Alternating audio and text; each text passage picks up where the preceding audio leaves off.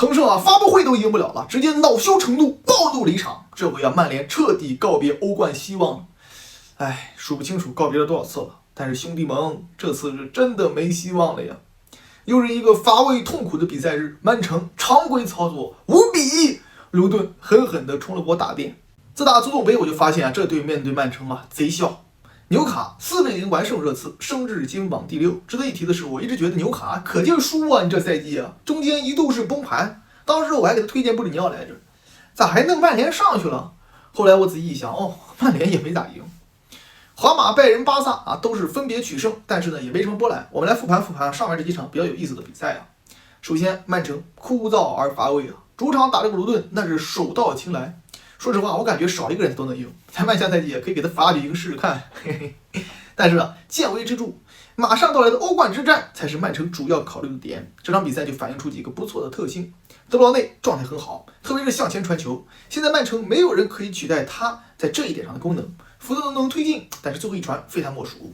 那么主场寄希望于常规时间解战斗，德布劳内啊就太重要了。同时呢，这场比赛啊，必须要轮休的球员啊也得到了充分的休息，而且楚阿梅尼在下场比赛还停赛，那么德布劳内的发挥空间啊就更大了。格瓦迪奥尔的进球也会逼迫皇马必须限制他，那么这也是一个好消息，此消彼长，你必定会有可乘之机。至于多库啊，怪猛的是一塌糊涂啊！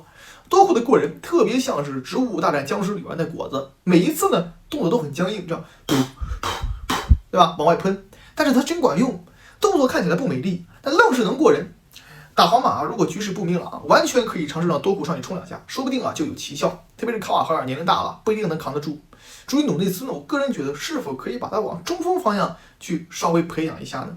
再来说热刺，赛季初我就说过，热刺的夺分概率和维拉一样微乎其微。为啥呢？因为他们的打法很容易被打出惨案来，特别是客场。热刺和维拉都喜欢把自己的中后卫提到中线附近，为啥呢？因为你过了半场就没有越位了。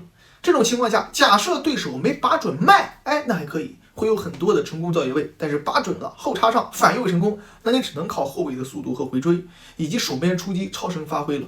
所以说你会看到，大马丁和维卡利奥这个赛季屡屡奉献超级神扑，也会经常拿到高分啊，包括范德芬。但是呢，这场比赛范德芬没做好，伊萨克又游起来了，你输球是自然而然的事情。另外，热刺最大的一个问题啊是中锋，孙兴慜没有中锋抗人的属性，踢得很别扭。与其如此，你不如让他跟这个维尔纳换着打一打试一试。另外呢，麦迪逊伤后回来踢的真是有点莫名其妙，再加上比苏马老是忘呆。这么一组合呢，你要不输啊，那才不正常。下边还是魔鬼赛程啊，热刺能不能进前4还真不好说。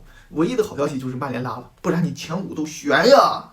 最后就来说说曼联，4轮不胜了。我们来算一算，假设曼联这4轮多拿5分，现在就是55分，就落后热刺和维拉5分。热刺和维拉现在状态这么差，后面那哥俩哐还跟前3名打，你还真是有机会呀！我真服了呀！如果赢了切尔西那场，如果赢了布伦特福德那场，如果还赢了跟伯恩茅斯这场，那么现在是什么光景？欧冠席位唾手可得，前面就是欧冠冠军，你下赛季还可以争夺呀！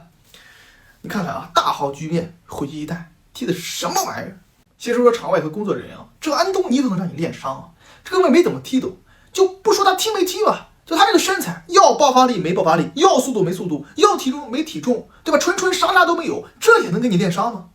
整个赛季啊，多少非战斗减员了。据说曼联啊，本赛季这个队医啊，是之前在阿森纳上班，结果人家阿森纳呢当内鬼给抓了，你吭哧给人请来了，你得多业余啊！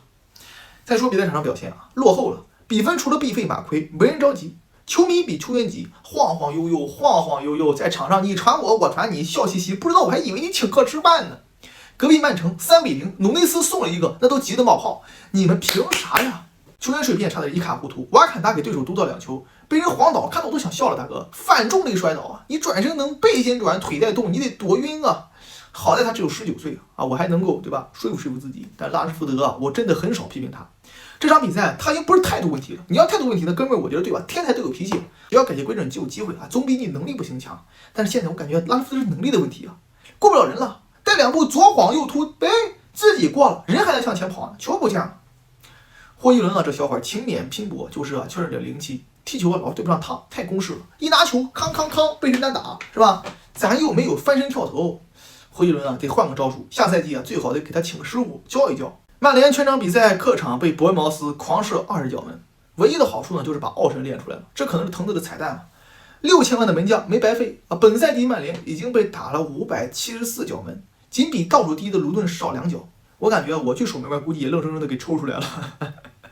你没有见过巅峰的范德萨，但是你见过巅峰的奥纳纳杠滕刘。至于加纳乔，我感觉他应该是体能有些问题，很多时候呢没有回到他应该去的地方。达洛又是边后腰，瓦坎达已经辱没了，导致右边路大幅度真空，于是呢滕子换下了他。结果哥们儿今天还点赞了2条批评滕哈格的话不知道这事儿后边还有没有后续？是不是属滑呢？属滑能连赞2条吗？